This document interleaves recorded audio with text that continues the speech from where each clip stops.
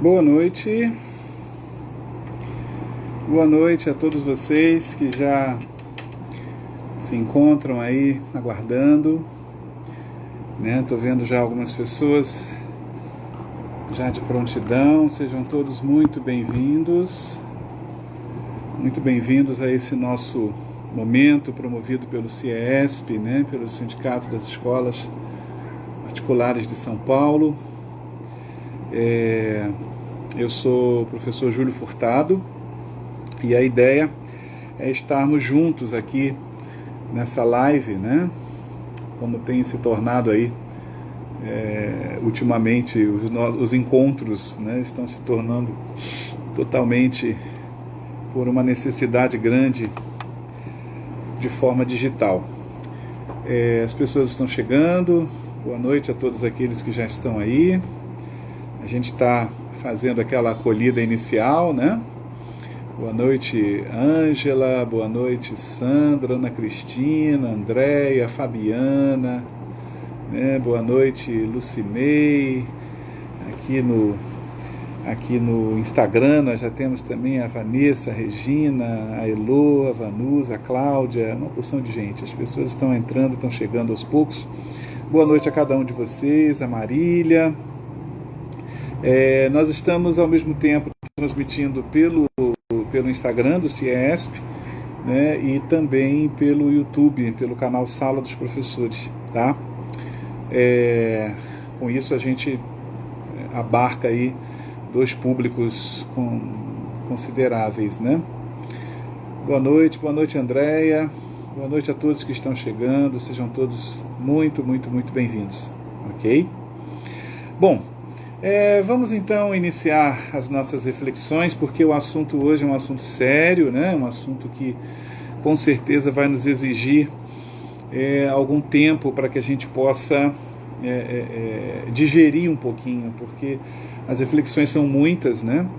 E eu gostaria que a gente já começasse fazendo uma reflexão importante a respeito desse momento que a gente está vivendo. Ou seja, acho que a gente já mais do que refletiu, mas nunca é demais a gente tentar buscar esse posicionamento necessário com relação a esses tempos inéditos que a gente está vivenciando, né? Que esses tempos de pandemia, de uma pandemia que nos exigiu um isolamento social e com isso nos exigiu mudanças disruptivas, né?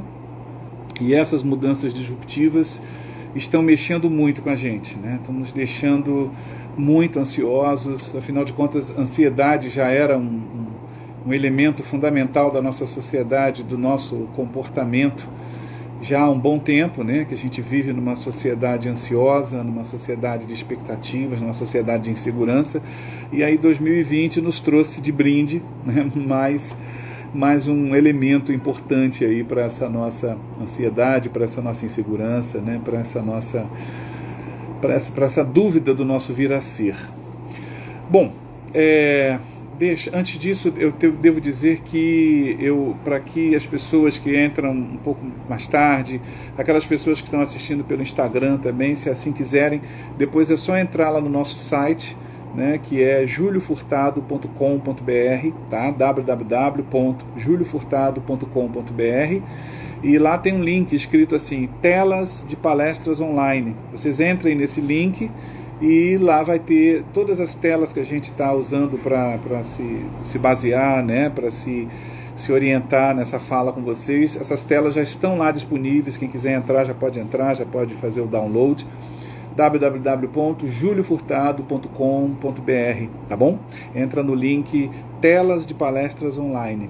E lá também vai ter uma tabela, que eu vou me referir a ela daqui a pouquinho, e aí aquelas pessoas que assim quiserem também podem entrar lá e fazer o download dessa tabela. É uma tabela síntese, né, que foi feita aqui por uma escola no Rio de Janeiro, com o objetivo da gente entender meio como é que está sendo essa volta às aulas no mundo todo, né? Então é uma tabela interessante da gente ter, e ela também está lá, né, no mesmo juliofurtado.com.br, ok? Bom, então vamos lá, vamos começar a falar sobre esse grande desafio da volta às aulas pós-pandemias. Alguns lugares já estão com as datas marcadas, outros lugares já marcaram datas 2, 3 vezes, como aqui no Rio de Janeiro. Eu falo do Rio de Janeiro, né? Eu estou aqui no Rio de Janeiro. O Rio de Janeiro já marcou data 2, 3 vezes, agora já está marcando de novo. Vamos ver se a gente consegue 1º de agosto, né? Vamos ver o que vai acontecer. Bom, São Paulo também já marcou 8 de setembro, ou seja, as datas estão surgindo. Rio Grande do Norte, parece que hoje marcou, ainda não pude acompanhar, estava em live o dia inteiro, mas parece que já temos data também lá no Rio Grande do Norte, tá? Mas vamos lá. Quando a gente fala dessa volta às aulas, a gente não pode, né, sob pena de cometer um grande pecado, tentar entender em que contexto a gente está voltando às aulas, né? A gente está voltando às aulas ainda num contexto de disrupção, ainda num contexto de mudança disruptiva que pegou todo mundo pelo pé, né? Que pegou todo mundo desprevenido, né? Uma mudança disruptiva, só para relembrar, é aquela mudança que não manda recado, é aquela mudança que acontece não seguindo os passos naturais, né? Que todo processo tem que seguir, a gente não espera por ela e ela acontece, e como eu sempre digo, é como a gente tem que trocar a roda do carro, né, tem que trocar o pneu do carro com o carro andando, né, a gente tem que dar um jeito, da noite para o dia tivemos que nos tornar educadores à distância, da noite para o dia tivemos que nos acostumar com uma tecnologia que para a grande maioria é uma grande novidade, né, e os pré-requisitos para a gente lidar com uma mudança disruptiva são 2, né, essenciais. Os tempos atuais estão nos exigindo coragem e predisposição para a gente descobrir novos caminhos. Eu acho que é importante a gente entender que a gente não supera uma mudança disruptiva se não tiver esses 2 elementos, né? Coragem para enfrentar os desafios e predisposição para buscar novos caminhos. Eu acho que quando essas 2 coisas batem na educação, principalmente na questão da prática docente, a gente começa a ter que lidar com uma gama de questões muito diversificada, né? Porque são muitos os atores. São os professores, são os pais, né? Que são assim atores fundamentais nesse processo, nesse contexto de educação remota, são os próprios funcionários da escola, somos nós mesmos, né? Ou seja, gestores, nós mesmos responsáveis, né, por liderarmos os processos. A gente se vê diante de muitas ameaças, né, diante de muitos medos, não é isso? E uma outra coisa interessante é que esses tempos de mudança disruptiva, são tempos que não só trazem novas questões, mas são tempos que ressuscitam e ampliam questões velhas, questões muito antigas. Nós estamos tendo que lidar, enquanto gestores escolares, coordenadores pedagógicos, em especial coordenadores pedagógicos, não estou aqui minimizando a responsabilidade, muito menos as preocupações do gestor escolar, do diretor da escola, mas o coordenador pedagógico, ele está, como a gente costuma dizer, na saúde, né? Na linha de frente ali, o professor está na linha de frente junto com ele está comandando essa linha de frente, então ele está tendo que lidar diretamente com uma questão que é muito grave, muito séria, né? Eu não diria grave, eu diria muito destacada nesse momento, que é a questão ligada aos velhos problemas que se ampliaram com essa pandemia, né? De que problemas estamos falando? O primeiro deles, o próprio problema da autonomia discente. Há muito tempo a gente vem falando, né, da importância de formarmos um aluno mais autônomo, né, de formarmos um aluno que sabe andar com os próprios pés, né? Alunos que saibam pesquisar, que saibam tirar conclusões, alunos que saibam ter essa independência intelectual, saibam buscar esse conhecimento. E para isso a gente precisa de métodos e de técnicas que favoreçam isso. Nesse momento que a gente está vivenciando, isso veio à tona, né? Uma das questões que ganharam uma lente de aumento enorme é essa questão da autonomia dos alunos, né? E muita gente está sofrendo exatamente por não conseguir ver o resultado dessa autonomia agora que a gente tanto precisa dela, né? A pedagogia do ensino remoto é muito clara. A autonomia está na comissão de frente dessa pedagogia, né? Eu preciso ter esse aluno autônomo, então eu preciso contar com uma autonomia que ele já tem. Claro, estou falando dos alunos menores, é sempre uma autonomia relativa. Mas mesmo educação infantil, a gente tem que contar com essa autonomia nesse momento, né? Outro dia eu ouvi uma professora falando para a mãe, né, mandando um recadinho para a mãe e falando assim: mãe, não explique para ele, apenas coloque o material na frente dele, né, e deixa ver o que ele faz. Fala que ele tem que fazer sozinho. Né? E aí eu estava ouvindo isso e estava pensando, caramba, olha que coisa interessante, né? Ou seja, como ter o desenvolvimento da autonomia, como contar com essa autonomia da criança à distância, tendo esse pai como intermediário, né? Como mediador dessa atividade. Pai, muitas vezes, que por não entender ou por querer ajudar de uma determinada maneira, pode acabar até tirando, né, essa possibilidade aí de desenvolvimento de autonomia. A questão do envolvimento do interesse dos alunos, né, que não é nova também, é um problema bem antigo que ganhou os holofotes e ganhou uma lente de aumento nesse momento que a gente está vivendo. O que eu estou querendo dizer com isso? Estou querendo dizer que a escola sempre enfrentou o problema de falta de interesse, né, principalmente de adolescentes. Né? Ou seja, e aí agora com o ensino à distância e com a digamos, a compulsão, né? A necessidade que a gente teve, muitas escolas tiveram, e eu vejo que algumas escolas ainda têm, né, de manter o modelo presencial à distância, estão enfrentando isso de maneira muito séria, né? Depois de 3 meses em atividades de ensino remoto, o pessoal já está começando a pipocar, né? Já está assim, caramba, não aguento mais ficar em frente a uma tela, em alguns casos, assistindo aula expositiva, né? Eles já não aguentavam, né, quando estavam presentes em sala de aula, então agora é como se fosse um prolongamento e uma ampliação disso, né? A questão da equidade das aprendizagens, a nossa preocupação constante de que todos os alunos acompanhem, de que todos os alunos aprendam, né, de que todos os alunos estejam entendendo a atividade, estejam participando de atividade. Eu acompanho de perto algumas escolas especificamente, algumas redes públicas e algumas escolas privadas, e tenho ouvido bastante de 40 dias para cá a queixa da questão dos alunos que não estão acompanhando, simplesmente, que abriram mão, que não, geralmente é segundo segmento do fundamental, é ensino médio, e que simplesmente não quero entrar, não quero assistir aula, não quero acompanhar isso, não quero fazer essa atividade. E uma coisa muito interessante, né? Como é que a gente lida com esse não querer do aluno à distância?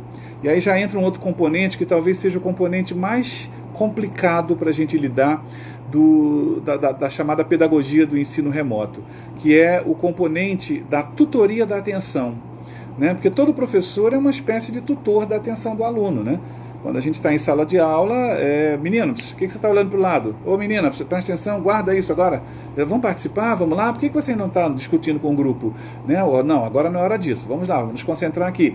Essas pequenas atitudes, elas configuram aquilo que a gente chama de tutoria da atenção do aluno. Quando a gente está presencialmente ali, a gente sabe que tem que fazer isso, já se torna um hábito entre nós.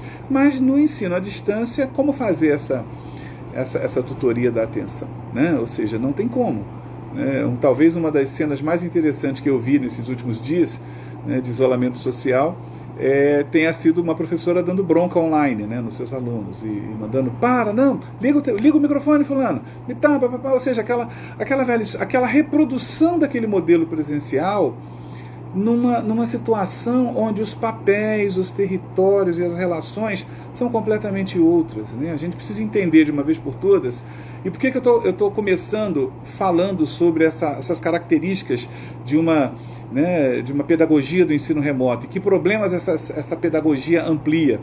Porque a gente vai ter que continuar no ensino remoto também, né? Ou seja, no mínimo, até o final do ano, o ensino remoto vai nos acompanhar aí dentro do modelo híbrido, né? Ou seja, vamos falar ainda de uma educação híbrida? Vamos entrar nela na prática. Porém, ela contém o ensino remoto, então ela precisa, ainda mais numa educação híbrida, que o papel do ensino remoto é um papel que precisa ser assumidamente um papel de difusão da informação, né? Ou seja, aquele momento informacional, aquele momento da construção, da pesquisa, do primeiro contato, ele acontece através do ensino remoto. E o momento presencial, né, o componente presencial do ensino híbrido, é um componente que leva à discussão, leva ao aprofundamento, né? Leva à consolidação da aprendizagem.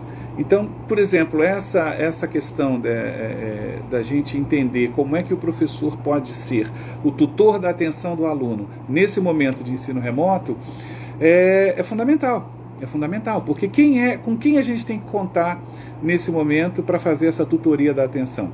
Essa pessoa é o pai e a mãe, ou é o responsável, ou é o irmão mais velho, ou é a pessoa que está em casa com ele.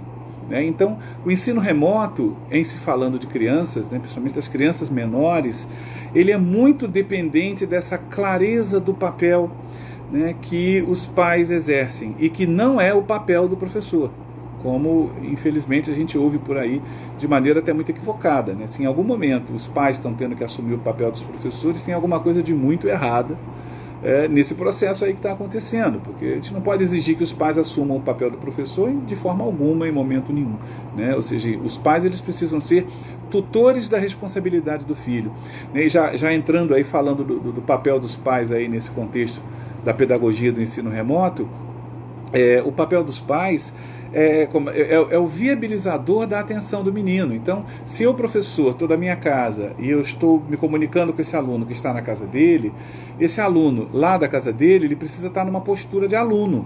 Ele não pode estar numa postura de filho. Se ele estiver numa postura de filho, é papel dos pais falar: opa, sai, senta na mesa, presta atenção, sai da cama. Não, senhor, assistir a aula com o tablet embaixo da coberta, nem pensar. Vai lá, senta na mesa, veste uma camisa, se está sem camisa. Não, senhor, desliga a televisão. Vai ficar vendo desenho na televisão e ao mesmo tempo assistindo o vídeo que a professora mandou. Não, senta direito, tal. Toda essa tutoria da atenção, que sempre foi uma responsabilidade nossa, eu digo nossa, nosso professor, nossa escola, agora está nas mãos dos pais, e a gente depende deles nesse sentido. Isso tem que ficar claro, Isso é uma questão que nós, escola, precisamos ter muito, muito, muito clara, senão a gente vai dar cabeçada, E hoje a gente tem muito como foco a gestão da escola, a direção da escola, a coordenação da escola. Isso precisa estar muito claro. É preciso estreitar essa comunicação, é preciso dizer muitas vezes: pai, mãe, a gente precisa que você viabilize essa atenção, a gente precisa que você viabilize esse estar pronto para estudar, e isso tem que ser conversado e acordado. E como está todo mundo vivendo os seus papéis fora dos seus territórios, é isso? O menino está estudando em casa, o pai está trabalhando em casa, ou seja, muitos pais, talvez uma quantidade bem expressiva. A gente precisa entender que a escola está batendo a porta da família e está dizendo assim: dá licença, eu preciso ficar aqui durante um tempo. Então eu preciso me adaptar quando eu visito alguém, Eu não posso chegar na casa de uma pessoa e dizer assim: olha, eu vou dormir no sofá da sala, eu vou deitar aqui às 7 horas da noite, por favor, desliguem tudo, porque eu não durmo com barulho. Imagina você chegar na casa de alguém e ter uma atitude dessa. Você com certeza vai ser expulso logo. E eu acho que essa é uma reflexão importante para a gente fazer, porque a gente vai continuar dependendo dessa escola dentro das casas, das famílias. Então a escola precisa trocar com essa família, A escola não pode, por exemplo, eu entendo o que muitas escolas estão fazendo ainda, que é assim, todo dia, claro, se é ensino médio, se é Fundamental 2, eu acho que dá para fazer sim, tá? Eu acho que dá, porque aí a demanda dos pais é menor. O pai tem que cumprir só o papel de: menino, está na hora, por que você ainda não está sentado lá estudando? Aquele papel que ele sempre teve que cumprir. Agora, quando eu falo de Fundamental 1, primeiro ao quinto, e quando eu falo de educação infantil ainda, eu tenho uma demanda por essa tutoria de atenção muito grande. A autonomia é muito pequena ainda com essas crianças, então eu mobilizo esses pais. E se eu determino que horas que eles devem ser mobilizados, quanto mais eu determino essa hora, mais eu estou interferindo nessa rotina da família e mais problemas com certeza eu estou trazendo. E eu falo isso aqui porque eu tenho sido buscado, eu tenho ouvido de alguns e sido buscado por outros pais em pleno desespero, nesse processo. E um desespero provocado por essa ânsia, que a gestão, ou seja, o diretor da escola, a escola em si, né, em especial a escola privada, onde isso é mais flagrante, ela impõe exatamente por função e por questão de um contrato, né, que foi assinado, por questão de uma relação oficial que foi estabelecida, por consequência, em função de uma coisa que foi comprada. Eu costumo, quando eu falo para pais, né, eu tenho falado bastante, eu tenho feito lives para pais, algumas escolas colocam isso, e exatamente para que essa conscientização aconteça, eu tenho perguntado muito aos pais o seguinte: o que vocês estão comprando, o que vocês estão pagando quando vocês colocam seus filhos na escola? Né? O que na verdade aquele dinheiro que você paga todo mês compra? O que é? É o que? Compra 200 dias letivos? É isso? Número de dias letivos que você está comprando? Então, se tiver os 200 dias, tá bom, né? A escola vendeu aquilo, entregou aquilo que vendeu, né? Você compra o quê? 800 horas de aula, exatamente. Exatamente para que a gente vá junto aos pais, percebendo o seguinte: o que a gente compra, na verdade, é aprendizagem. Né? O que a gente compra é compromisso de aprendizagem. E uma outra questão: a aprendizagem, ela não é garantida pela atividade, né? A gente tem que ter essa clareza. Então, muita atenção agora, né, meus caros e queridos gestores escolares. Existe uma ilusão, né? Vamos chamar de ilusão, né? Existe uma ideia que não é real, na qual a escola acredita, que é a seguinte: a atividade garante a aprendizagem. Isso não é verdade. Isso nunca foi. Nem quando os alunos estão ali presencialmente, vamos combinar aqui entre nós. Né? O aluno participou da atividade, logo aprendeu. Não é verdade. Né? Ou seja, e os pais estão descobrindo isso. Né? Isso é uma outra questão que a gente também tem que levar em conta, né? Ou seja, o que eu compro quando eu pago a mensalidade? Eu compro aprendizagem. E aí, de repente, a professora ou o professor passou uma atividade que o meu filho não entendeu. Então, peraí, o que eu tô comprando? O que eu tô pagando? Eu preciso que o meu filho entenda, mas como é que eu faço isso agora? Né? E aí isso aí deságua em várias outras questões que a gente está lidando, que é a questão das invasões, né? As invasões sem os combinados, como a gente fala na educação infantil, né? Os combinados, olha o combinado, né? Ou seja, na verdade, o que eu estou querendo dizer com isso? Eu estou querendo dizer o seguinte: a escola está devassada, né? A escola está devassada, a família a família ela está vendo a escola na sua principal função por dentro de uma maneira muito clara, ali, estão acompanhando as aulas, né, do lado dos alunos. Então eu estou acompanhando situações do tipo assim: olha só, professora, a senhora não explicou bem aquela questão, né? O professor, é só isso? A senhora tem que dar uma atividade um pouco mais, né, mais, digamos, intensa, para que o menino possa entender melhor.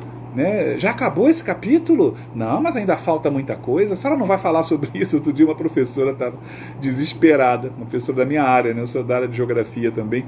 E aí a professora estava desesperada, falando a mãe perguntando, o pai perguntando, né, se eu não ia entrar nesse aspecto, ou seja, e com isso a gente tem quem? Professores fragilizados.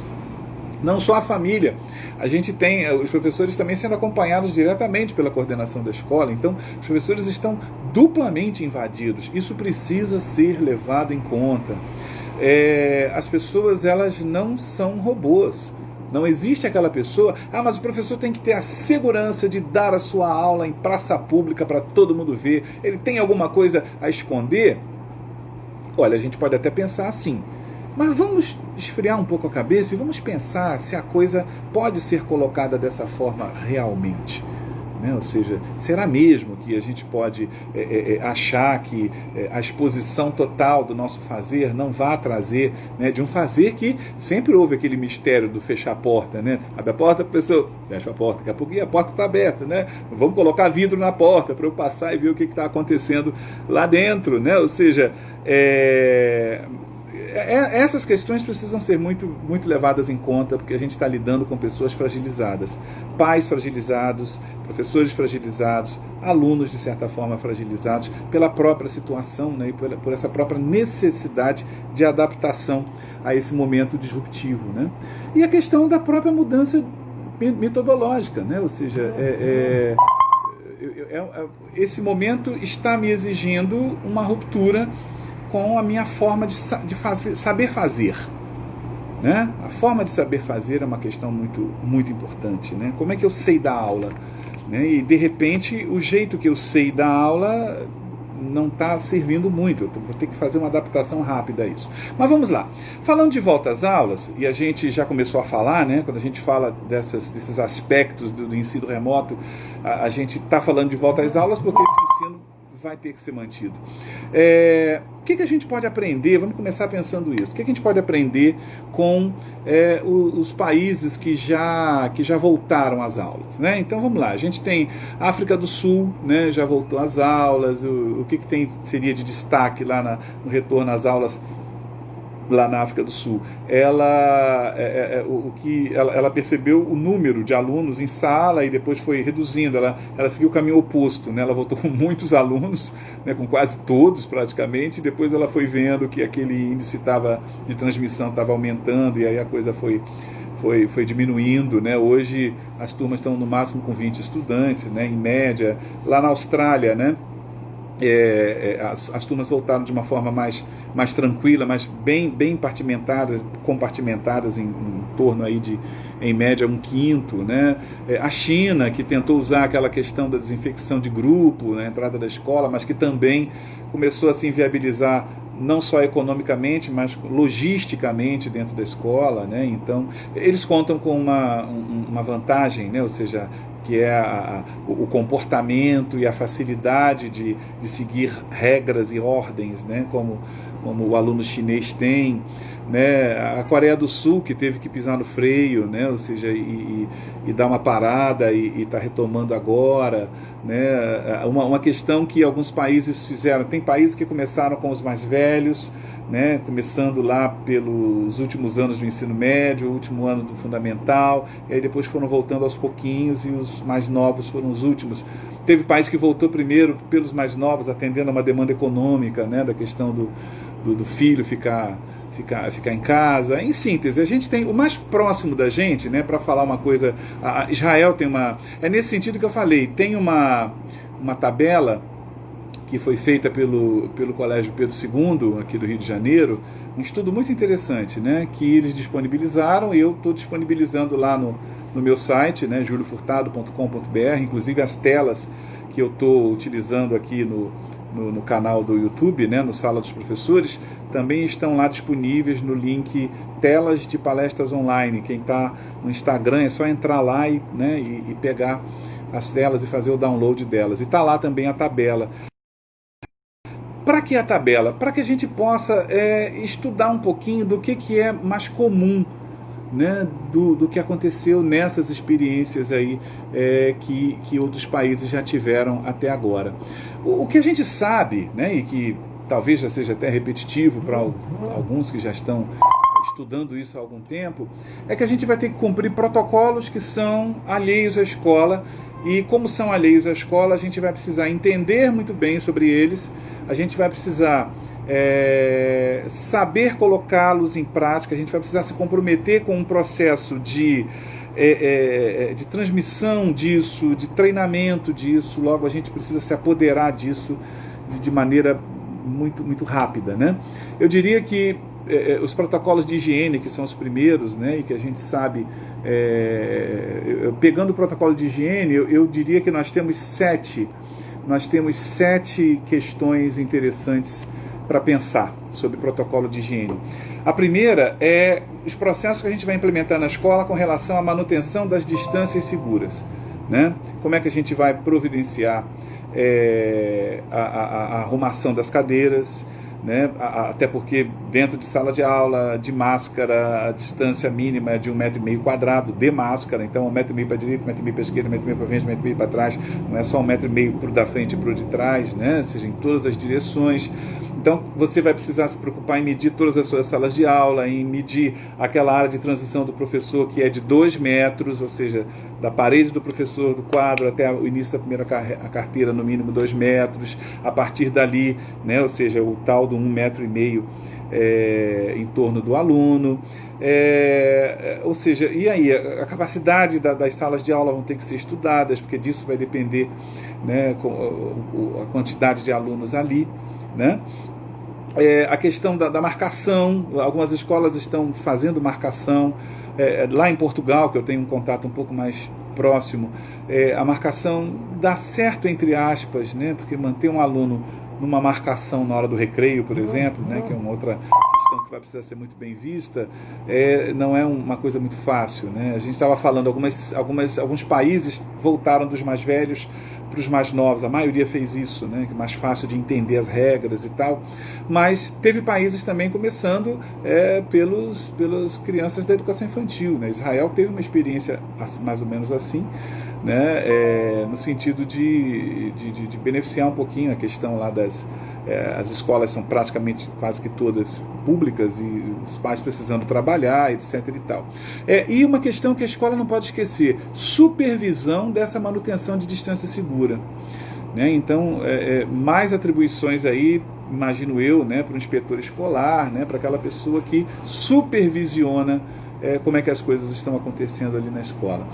Uma outra questão ligada ao cumprimento de protocolos de saúde é que a escola vai ter que criar uma rotina de higienização, né? E essas rotinas, eu dividiria em 3 tipos de rotinas de higienização: as rotinas coletivas, as rotinas grupais e as rotinas individuais. Ou seja, as rotinas coletivas é aquelas que vão precisar serem realizadas com todos os alunos da escola, geralmente na hora da entrada, né, na hora da saída. Ou seja, que rotinas são essas, né? Ou seja, a higiene das mãos, a medição de temperatura, né? E o que são as rotinas grupais? São aquelas que vão ser realizadas ao longo da permanência do menino dentro da escola, com alguns grupos separados de alunos, né? Um grupo dessa turma, daquela turma e tal, né? Como isso pode se fazer de tempos em tempos, ir à sala para poder cobrar a higienização das mãos, né? E as rotinas individuais, né? Ou seja, que vai depender também de uma grande supervisão disso, né? Um terceiro nível de preocupação ainda com relação aos protocolos de higiene, né, os protocolos sanitários, são providências de isolamento. Toda escola vai precisar pensar nisso. Um local da escola, de preferência totalmente isolado, onde um aluno, um funcionário, um professor, alguém com algum sintoma súbito possa ser imediatamente isolado, né? Ou seja, imediatamente depois ele é encaminhado, e se houve a confirmação de que essa pessoa realmente está com Covid, existe todo um outro protocolo que vai ter que ser tomado com relação inicialmente aos alunos daquela turma, aos professores daquela turma, e depois, né, com as pessoas com quem ele tem mais relacionamento direto. Então, esse protocolo é um protocolo que vai ter que ser muito bem estudado pela escola, porque existem encaminhamentos que aí cada Secretaria de Saúde pode ser que tenha uma forma de agir, né? E aí a gente já está falando das ações de treinamento contínuo com relação aos funcionários, aos alunos e às famílias, né? A gente vai precisar se preocupar com esses 3 públicos, né? E a gente vai precisar se preocupar de forma não muito aglomerativa, né? A gente não pode pensar naquela cultura da escola, né? Na cultura das reuniões, vamos fazer uma reunião, vamos reunir todo mundo. A gente vai continuar com a cultura digital durante um bom tempo, né? Então, pensar já nas campanhas, né? Pensar como é que a gente vai mobilizar os funcionários, mobilizar os alunos, uso de plaquinhas, mensagens mobilizadoras, famílias, né? Ou seja, todo dia. Uma das escolas que eu pude ter notícia lá em Portugal fazia o diário, né? Ou seja, o que é? Todo dia mandava para as famílias uma espécie de recadinho, né, digital lá na agenda digital deles, do como transcorreu o dia. Então, alguém ficava fazendo essas observações na escola, ou seja, teve a identificação de algum caso? Não, tudo transcorreu bem, as distâncias foram mantidas, nenhuma máscara perdida, tal. Então, fazia-se uma espécie de de relato diário e mandava-se para as famílias, e aproveitava-se esse mesmo canal, né? Aproveita-se esse mesmo canal para se fazer esses treinamentos, né?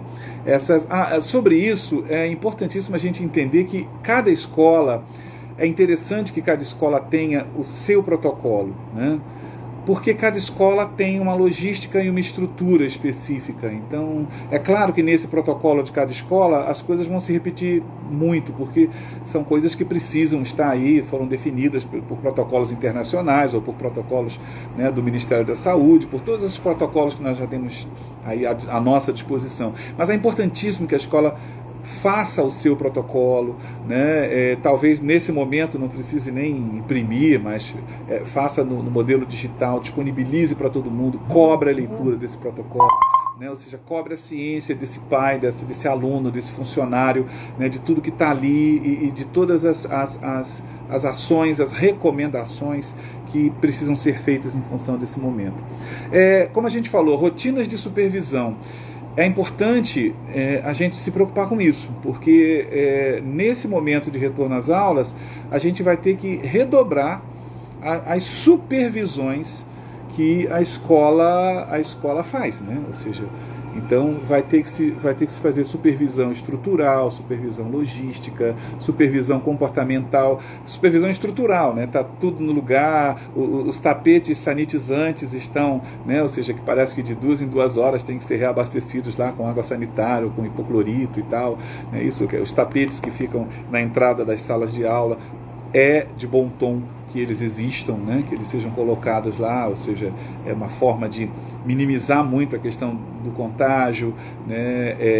A questão do suprimento de álcool em gel pela escola, né? Ou seja, a logística, a escola talvez tenha que fazer indicativos de uma movimentação diferente dentro da escola, né? Por onde eles subiam, dá para continuar subindo por ali, para voltar para as salas, né? A questão da própria distribuição e divisão, subdivisão do recreio, né?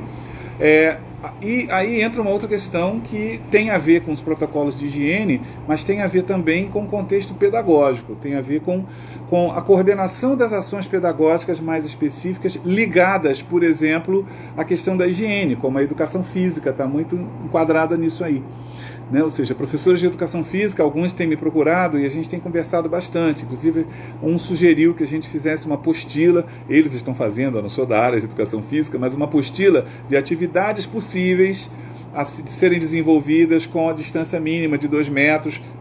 Outra questão, né? Ou seja, em áreas externas, sem uso de máscara, distância mínima 2 metros, né? Com uso de máscara, 1,5 metro, mas sem máscara 2 metros. Então, hora de recreio, essa distância vai aumentar para 2 metros, por exemplo.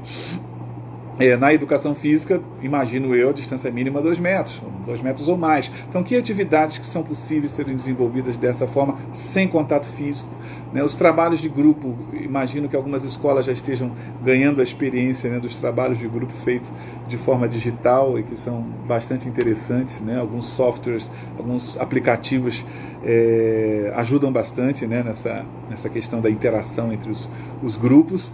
E, por fim, a gestão de recursos, ligados ainda ao protocolo de saúde, que é o que a gente está abordando agora, né?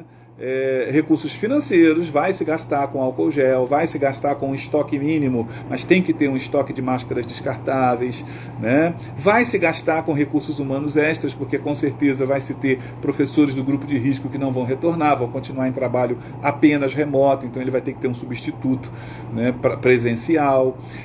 Uma coisa que tem que ser pensada, aí já entrando mais na questão pedagógica do processo, né? Eu diria assim, a pedagogia do ensino híbrido, né, que é um papo assim que dá aí umas 2, 3 horas para a gente falar um pouquinho junto aos professores. Por sinal, na semana que vem nós estaremos no dia 7, eu acho que é no dia 7, sim. Estaremos no dia 7 junto aos... Não, no dia 6. No dia 6.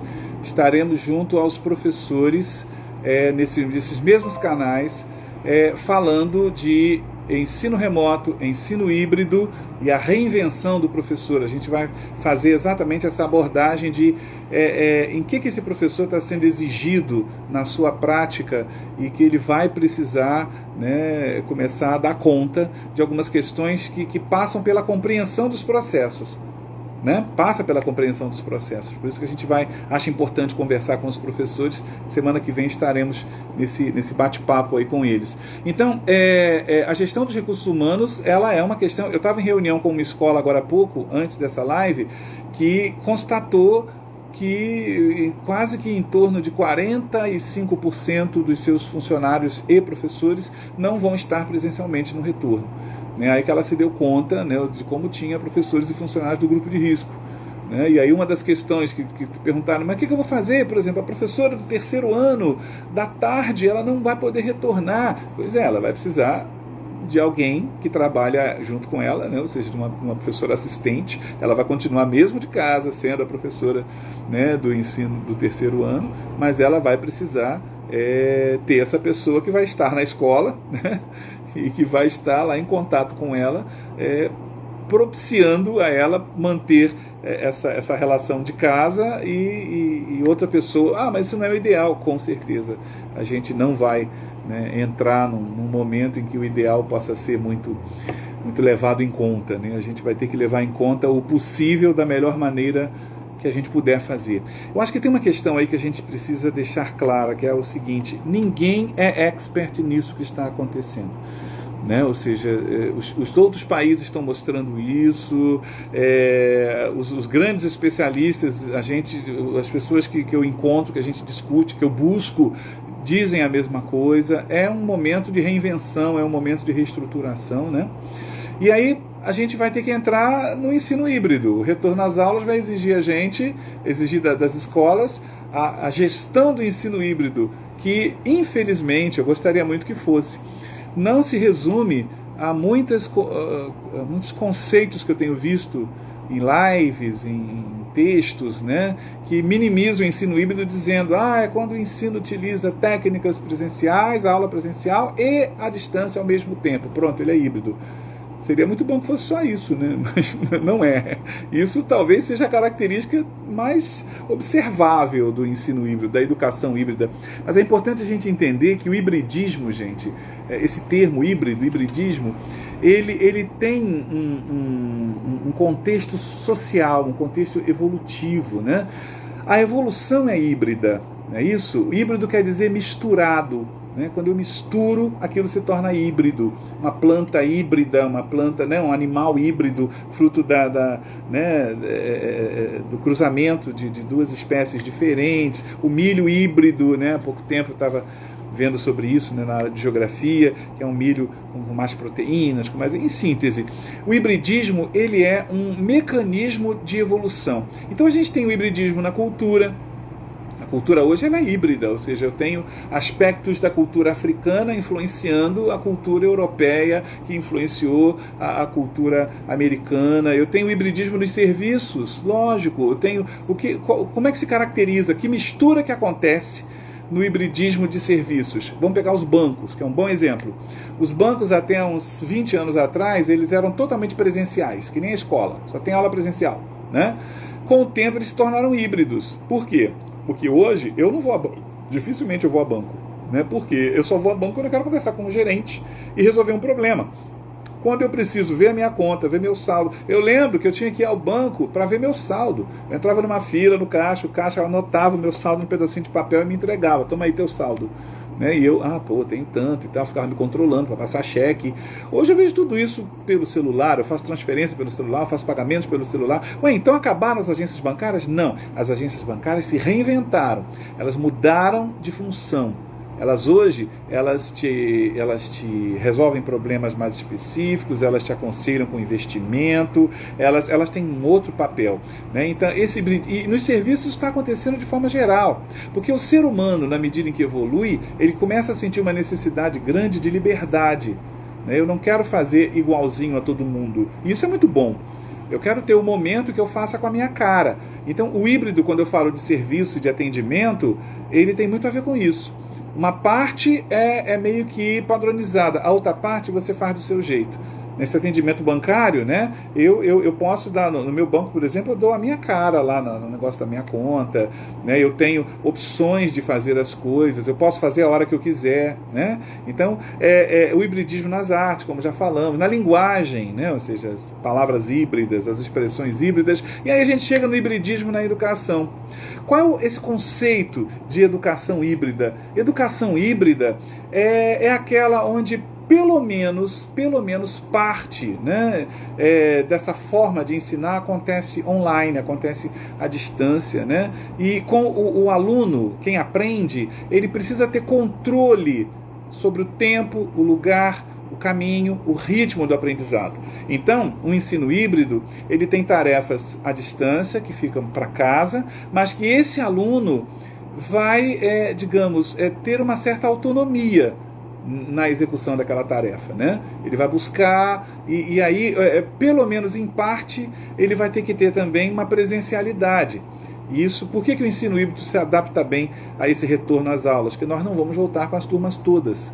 Nós vamos voltar com as turmas gradualmente e parcialmente. Gradualmente porque vamos começar com poucos alunos e vamos aumentando. É essa a recomendação da Organização Mundial de Saúde, né? Inclusive, a Organização Mundial de Saúde recomenda que a gente volte com 20%. É a recomendação que está lá. Isso significa, eu tenho uma turma de 30 alunos, 20% dos alunos estão presentes na segunda, 6 alunos, né? 24 em casa. Na terça-feira, outros 6, quarta, outros 6, quinta, outros 6, sexta, outros 6. Então, uma semana inteira para eu ter contato com todo mundo. Então, vamos pensar pedagogicamente, o que eu vou fazer com esses estudantes que estão diante de mim, que estão ali presencialmente. Eu vou perder um tempo danado, eu vou desperdiçar essa presencialidade. Nunca essa presencialidade nos fez tanta falta, né? Nunca foi tão saudoso estar presente. Outro dia eu recebi um post muito engraçado, né? Um professor que estava falando assim, eu estou isso aqui de marcar uma aula presencial clandestina com meus alunos, né? Eu tive que rir. E é verdade, ou seja, aquela piada, ela expressa uma coisa muito interessante. A presencialidade, ela é fundamental para nós, professores, estar ali cara a cara, presente junto com eles. No ensino híbrido, que é esse ensino que a gente vai ter que aprender a fazer, né, nesse retorno às aulas, a presencialidade, ela precisa estar, precisa ser aproveitada da melhor maneira possível. Imagina se uma escola que vai seguir essas recomendações da Organização Mundial de Saúde e que vai ter apenas 20% dos alunos em cada dia. Imagina se esse professor falar assim, eu vou usar o ensino presencial para explicar o conteúdo, que nem eu estou acostumado. Acabou. Danou-se, né? Como diz um amigo meu, danou-se. Danou-se porque ele vai ter que fazer isso 5 vezes, né? Então, a presencialidade no ensino híbrido, ela é legitimadora da aprendizagem, ela não é iniciadora da aprendizagem. Eu preciso iniciar essa aprendizagem em atividades remotas, em atividades de busca, em atividades de pesquisa, em atividades de interação digital, né? Em atividades de instigação cognitiva, para que quando eu tiver com aqueles 20% presente ali, eu faço uma atividade para poder ajudar aqueles 20% que estão na minha frente a legitimarem a aprendizagem, né? Então, eu vou ter que fazer essa gestão do ensino híbrido, fazendo a gestão do currículo otimizado, fazendo a gestão do suporte tecnológico, fazendo a gestão do acompanhamento individualizado, fazendo a gestão da avaliação por habilidades e competências que o ensino híbrido exige que a gente faça, e ainda é um gapzinho pedagógico, né, que a gente tem, né? Na época presencial, eu passo a maior parte do meu tempo em condições normais, viajando dentro de um avião, indo para um lugar para o outro. Uma das coisas que a gente mais faz é tentar fazer todo mundo entender como colocar em prática de verdade um processo de ensino-aprendizagem por habilidades e competências, né? A gestão da motivação e do compromisso dos alunos e a gestão do envolvimento dos pais. Mais uma vez a gente cai nessa questão e os pais vão ter que continuar nos apoiando, sim, porque o ensino híbrido vai continuar com essas tarefas. Talvez minimize um pouco o seguinte: os momentos em que estaremos com os alunos vão ser os momentos de esclarecer talvez um pouco mais sobre a tarefa, né? Vão ser os momentos de perceber, o pai vai poder ganhar um novo papel agora no ensino híbrido, né? Ele vai poder dizer assim: então tá, olha, guarda, porque quinta-feira, quando você estiver com o professor, você vai lá e tira a sua dúvida, né? Ele talvez se despreocupe um pouco agora com relação a isso. Uma outra gestão que é fundamental já começar a ser feita desde já, porque nós estamos isentos dos 200 dias, mas não estamos isentos das 800 horas, é a gestão do cumprimento das 800 horas pelo calendário, né? E que a gente pode aí uma imensa gama, aí uma grande quantidade de orientações, mas partindo lá do parecer 05 do Conselho Nacional de Educação, quais são as possibilidades de reposição dessas 800 horas? Falo isso muito para escolas não integrais, para escolas de horário parcial, porque as escolas de horário integral, elas têm uma condição óbvia, muito maior de cumprirem essas 800 horas, né? Então, por exemplo, ampliação de turno em 1 hora, se isso for possível, sábados letivos, redução das férias, acabar com os recessos. Agora adianto para vocês que eu já fiz todas as contas, tá? Todas. Fazendo tudo isso, as 800 horas não vão ser, não vai dar para cumprir as 800 horas até o final de dezembro, né? Então, a gente vai ter que contar com aquilo que o parecer 05 também autoriza, mas a gente, mais uma atenção que a gente tem que dar para essa questão das atividades remotas, as atividades pedagógicas não presenciais, o parecer chama assim, batizou de atividades pedagógicas não presenciais, as APs e NPs, né? Ou seja, essas atividades, que nada mais são do que as atividades remotas que a gente está desenvolvendo agora, elas vão ter que valer a carga horária específica dentro de um planejamento, né? Ou seja, dentro de um planejamento elas vão ter que ser planejadas. Essa atividade vai valer 2 horas, essa atividade vai valer 4 horas, essa vai valer 6 horas, e elas vão se tornar muito mais, talvez muito mais importantes no retorno às aulas, dentro de um contexto de educação híbrida, para que essas 800 horas sejam realmente atingidas, né? A adoção do ciclo pedagógico emergencial 2020-2021.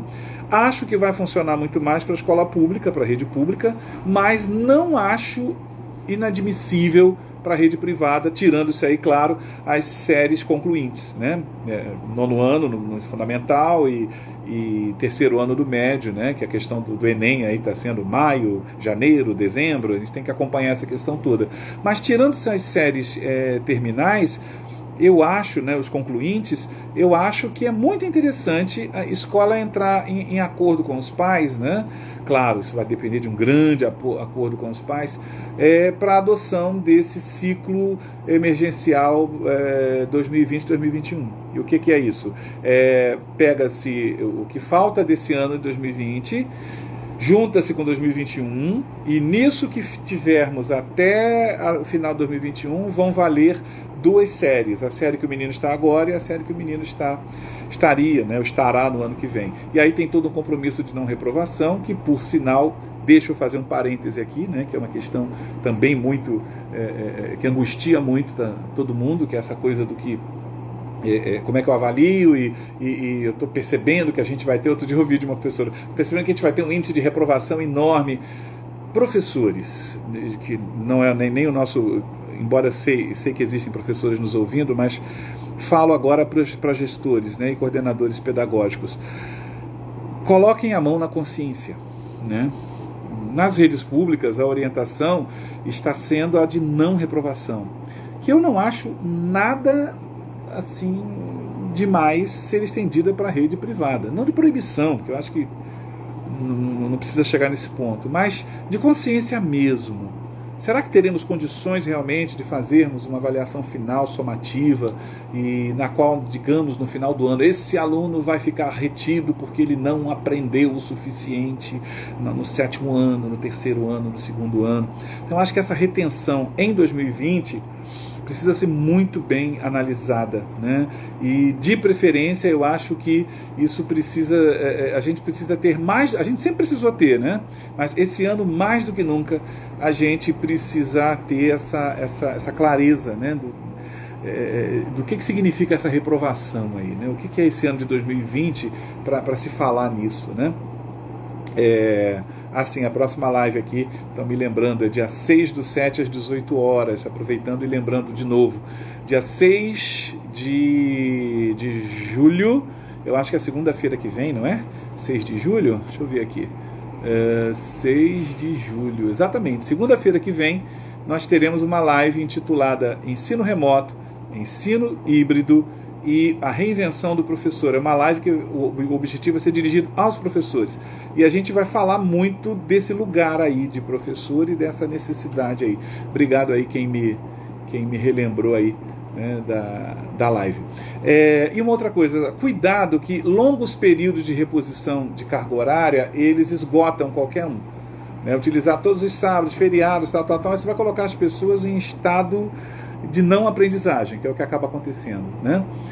A operacionalização do retorno gradual das turmas, a gente tem que ver de uma maneira muito cuidadosa. Deixa eu falar logo com as pessoas que estão me assistindo aqui pelo Instagram. Se acontecer, né, de nos próximos 5 minutos que eu tenho aqui, eu não conseguir concluir, o Instagram ele né? Ele corta direto e depois de 60 minutos. Vocês podem se transferir para o nosso canal, que é o canal Sala dos Professores no YouTube, tá bom? É só digitar lá no YouTube, canal Sala dos Professores, vocês vão ver lá o canal, a gente está ao vivo lá também, e lá a gente pode passar um pouquinho de 1 hora, mas eu vou tentar ser disciplinado. Bom, operacionalizar esse retorno gradual das turmas tem a ver com a gente fazer uma análise e tomar decisões, que vai ser que percentagem? O ideal é que seja 50%, né? 30% no máximo, para que a gente possa articular melhor essa questão do currículo. Né? E assim que retornar também, por uma recomendação do parecer 05 do Conselho Nacional de Educação, as escolas precisam já retornar com uma avaliação diagnóstica de todo o processo de aprendizagem que pelo menos deveria ter acontecido durante o período remoto, né, o período distante. Então, organizar as avaliações diagnósticas é alguma coisa que as escolas já precisam estar fazendo. Na medida em que estão desenvolvendo a atividade em determinado conteúdo, já vai organizando, né, as questões. Cuidado, não é questão complete, siga o modelo, sublinhe, circule, numere a segunda de acordo com a primeira, nada disso. Né? São questões de sistematização de aprendizagem. A gente vai bater muito nessa tecla na segunda-feira que vem com os professores. Né? Quem puder indicar aí aos professores, eu acho que vai ser um papo interessante. A ideia é que essa avaliação que se faz, alguém parece que até colocou a grande questão, que os pais estão angustiados com a avaliação. A gente precisa conversar com eles sobre isso. Olha só, pai, esquece aquela avaliação formal. Eu sei que eles vão dizer, mas o Enem está aí, não se preocupe, se o seu filho vai fazer Enem, ele está sendo bem treinado para o Enem. Isso é uma coisa, treinar para o Enem é uma coisa, avaliar na escola é outra.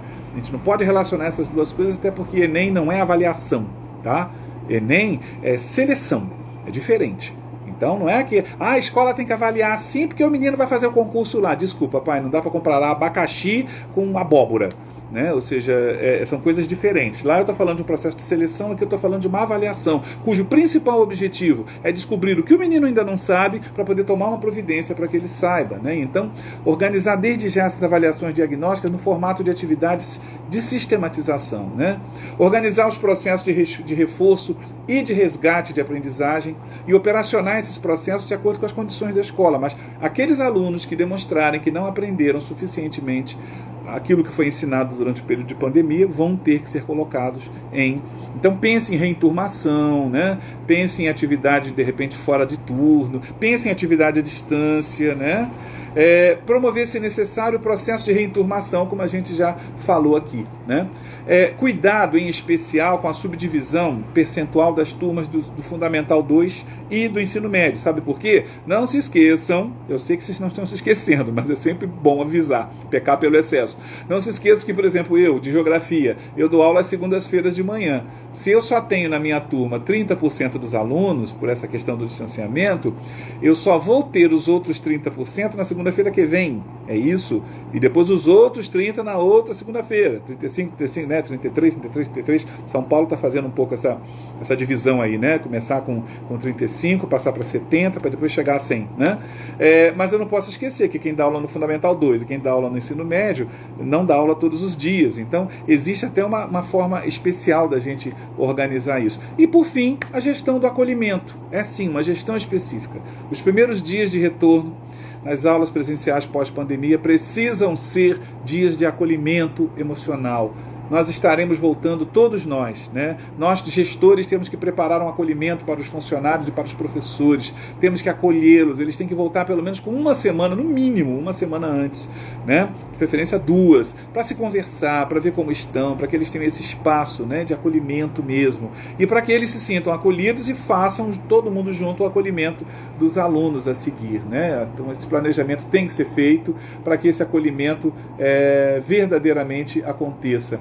Em síntese, eu gosto de terminar com uma questão que o grande Antônio Nóvoa, né, grande nome da educação, até um colega, tenho o prazer de conhecê-lo, diz: nós precisamos agir na urgência e pensar no futuro, né? Agir na urgência fazendo o que tem que fazer agora, mesmo sabendo que não é o ideal.